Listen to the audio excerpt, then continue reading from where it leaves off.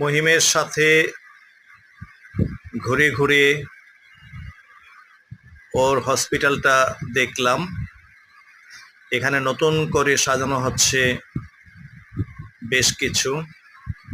পুরাতন ভবনের পাশাপাশি নতুন ভবন, নতুন কিছু দেখা, নতুন আঙ্গিকে গড়ে তোলা হচ্ছে ওদের সরকারি হসপিটাল। তো মহিমের সাথে হসপিটাল ভিজিটে গিয়েছিলাম। ও এইখানেই ইন্টার্নি করবে। আল্লাহ আমাদের সবাইকে সফল মানুষ হিসেবে গড়ে তোলার আনুকূল্য দান করুন, সাহচর্য দান করুন, দয়া ভিক্ষা চাই আমি আমার মহিমের জন্য। ও যেন একজন মহিমের জন্য দয়া ভিক্ষা চাই।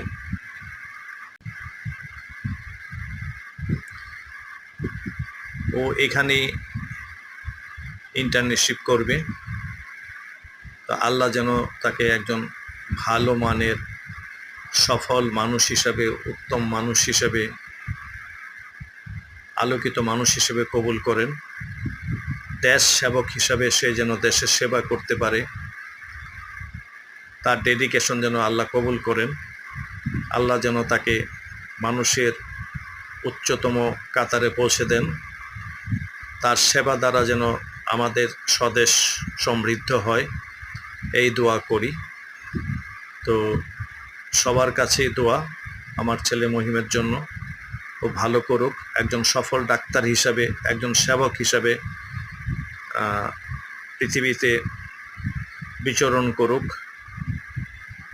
সুস্থতা কামনা করি আমাদেরও, তার এবং সকল মানুষদের জন্য।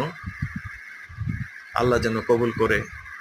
আমিন আমিন সুম্মা আমিন। আল্লাহ কবুল করুক সকলের প্রার্থনা। আমিন।